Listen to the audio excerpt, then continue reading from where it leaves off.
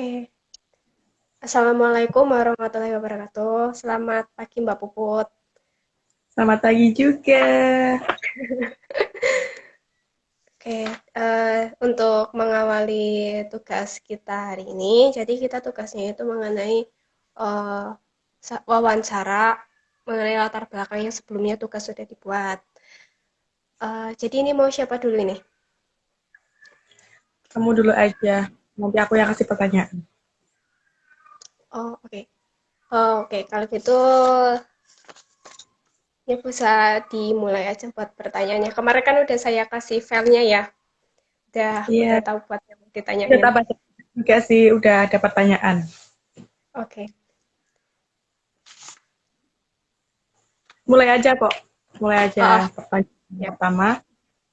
Hmm, Yang pertama aku mau bertanya, latar belakang yang Anda buat meneliti mengenai analisa skenario terburuk dari wabah COVID-19 di bawah kepemimpinan Indonesia. Atas dasar apa Anda memilih topik tersebut? oke. Atas dasar apa saya memilih topik dari latar belakang yang saya buat?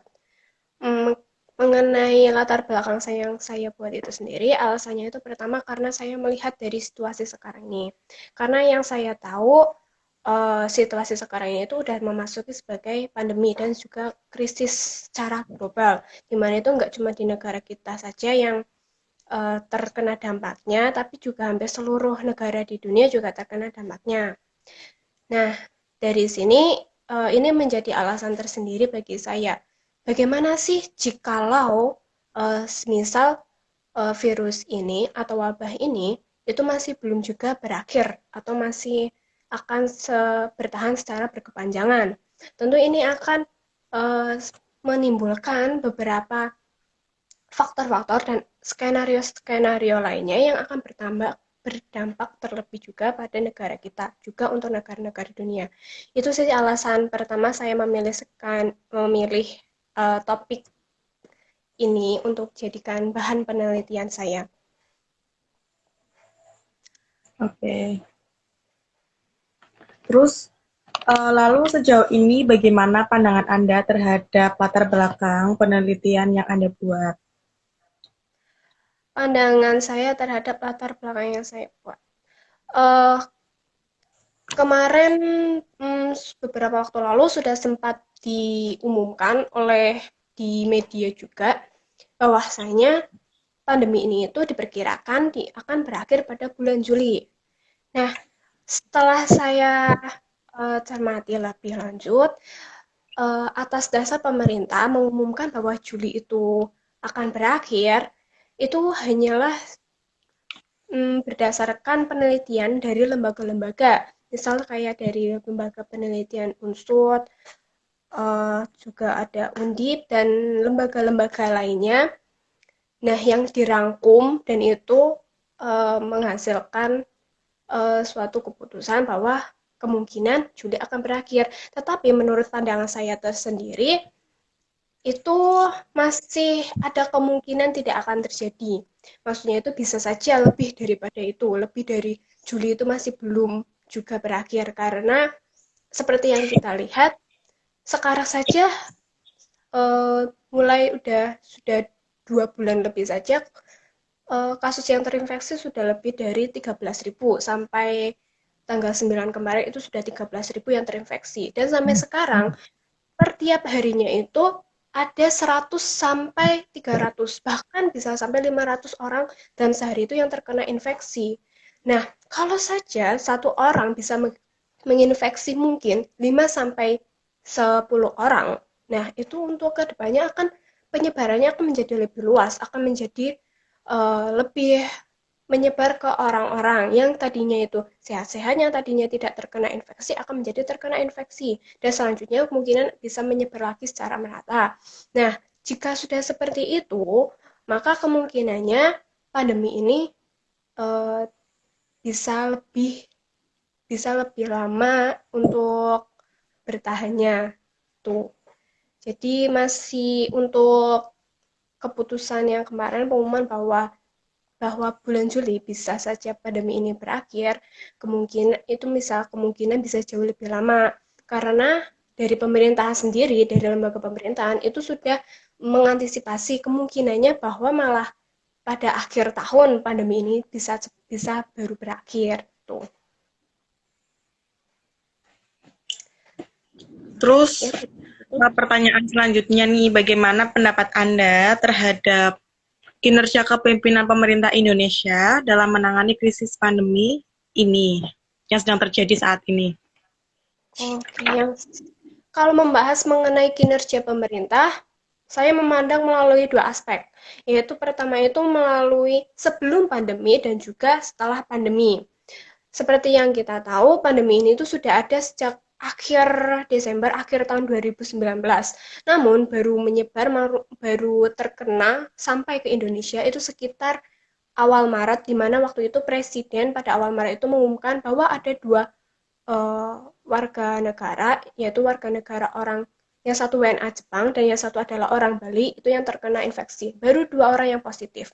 Namun, padahal virus pandemi ini itu sudah ada jauh sebelum bulan mas baru bulan sekitar awal tahun ini aja sudah ada. Namun pemerintah Indonesia kurang kurang tanggap dalam menghadapi virus ini. Pemerintah belum ada kesiapan sama sekali untuk menghadapi virus ini.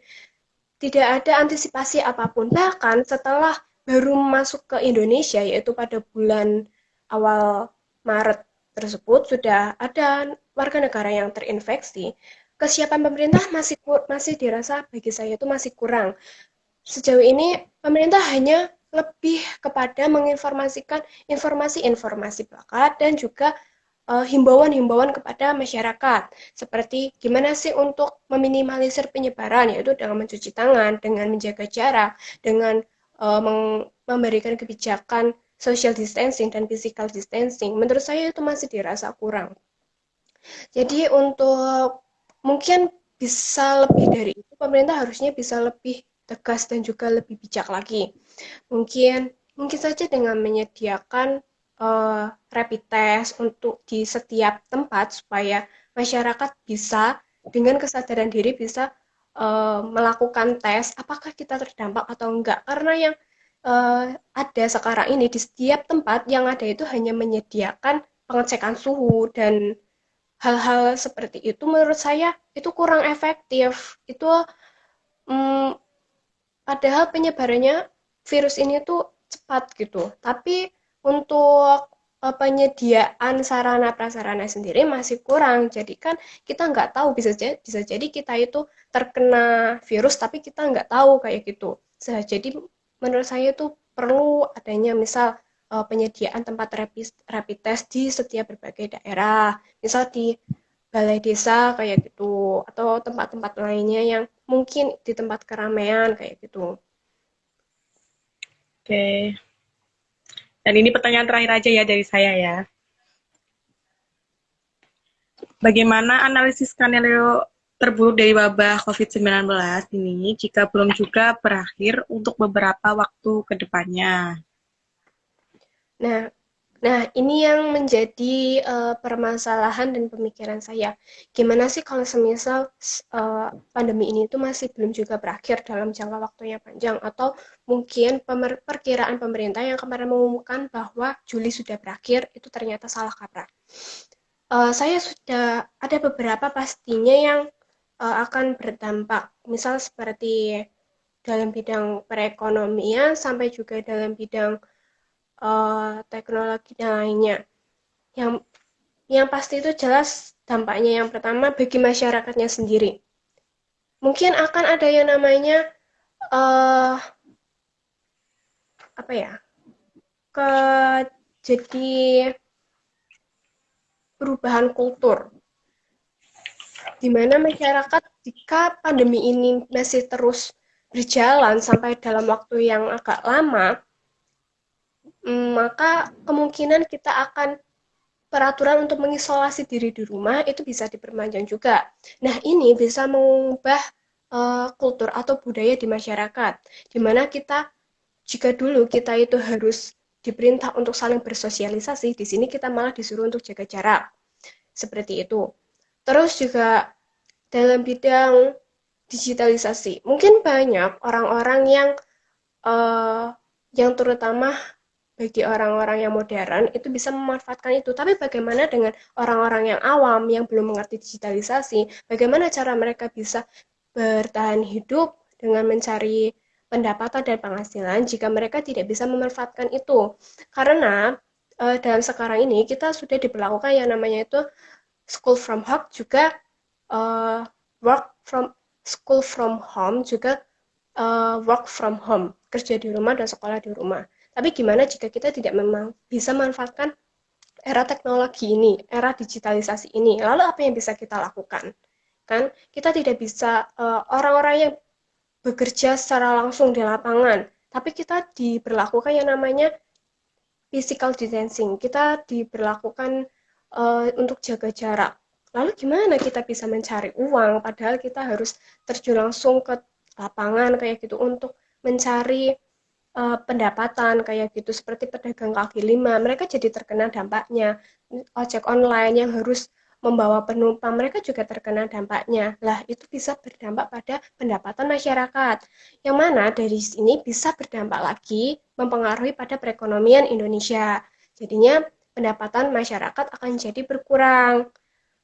Nah, untuk latar belakang yang untuk yang lainnya, hmm,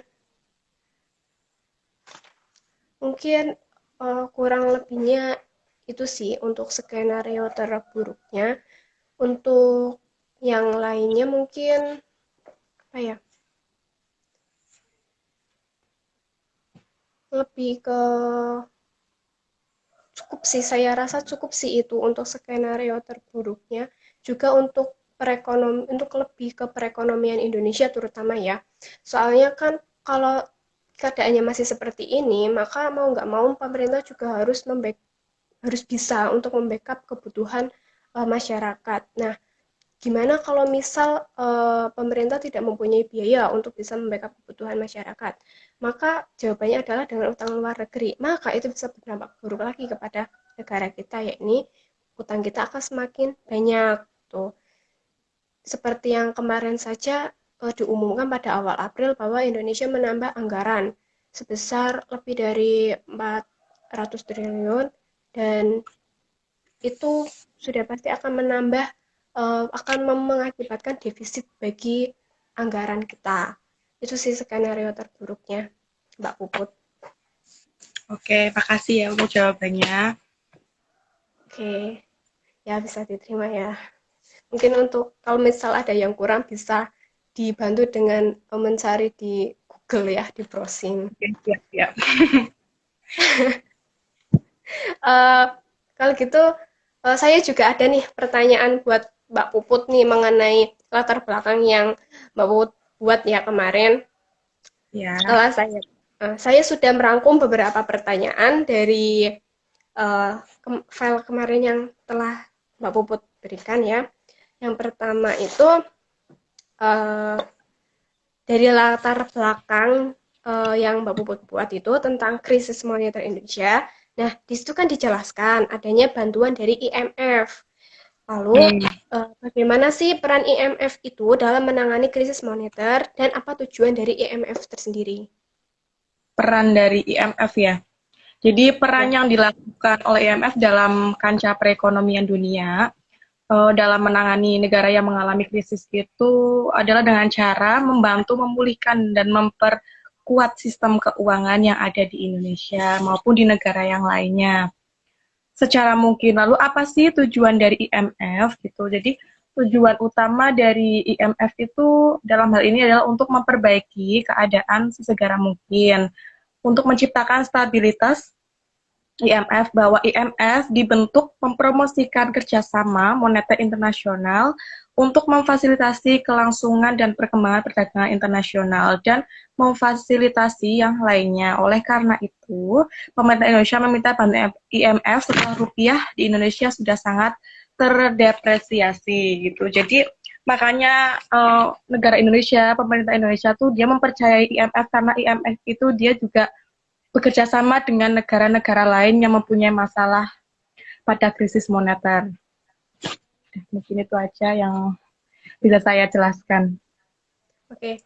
Lalu terkait dengan hal itu, bagaimana kebijakan pemerintah dalam menangani krisis kebijakan moneter yang terjadi? Kebijakan ekonomi berbagai dampak negatif. Sebagaimana di atas, secara serius telah diupayakan di atas dengan melaksanakan kebijakan ekonomi, baik mikro maupun makro. Jadi ada dua, ada mikro dan makro. Dalam jangka pendek, kebijakan ekonomi pemerintah sejak masa krisis dimaksudkan memiliki dua sasaran strategi, yakni yang pertama itu mengurangi dampak krisis terhadap masyarakat berpendapatan rendah dan rentan. Dan yang kedua itu pemulihan pembangunan ke jalur semula. Nah, ini ada, ya, aku jelaskan dulu ya tentang kebijakan ekonomi yang makro dulu. Okay. Jadi kebijakan ekonomi makro yang telah dilaksanakan pemerintah dalam upaya menekan laju inflasi dan memperkuat nilai tukar rupiah terhadap valuta asing dan membatasi anggaran sampai pada tingkat yang dapat diimbangi dengan tambahan dana dari pinjaman luar negeri. Terus juga yang kebijakan ekonomi mikro itu berbeda sama yang kebijakan ekonomi makro. Kalau kebijakan ekonomi mikro itu yang ditempuh pemerintah adalah dengan mengangkat kembali sektor-sektor usaha kecil menengah masyarakat dengan mekanisme pemberian pinjaman dana dengan prioritas bunga yang rendah. Jadi keduanya itu memiliki perbedaan yang signifikan namun tetap mampu untuk kebijakan ekonomi tersebut. Oke, bisa dimengerti. Lalu gimana solusinya menurut Pak Puput sendiri jika krisis moneter itu tersebut bisa lagi terjadi? Kalau menurutku sih mengarah sumber pangan aja dalam negeri untuk mengganjal kebocoran ekonomi dan memprioritaskan pembangunan sektor agraria dan maritim sebagai kekuatan menghidupi masyarakat. Di sisi lain, kalau menurutku sih pemerintah maupun negeri ini tuh bangkit dari krisis dengan mengatasi inflasi melalui pengurangan impor barang. Apalagi sekarang itu kan banyak sekali sih barang-barang yang diimpor dari luar negeri ke Indonesia lah, itu seharusnya pemerintah itu mampu mengurangi impor tersebut dan bisa malah mengekspor. Jadi kayak ada penambahan supaya ekonomi dapat meningkat.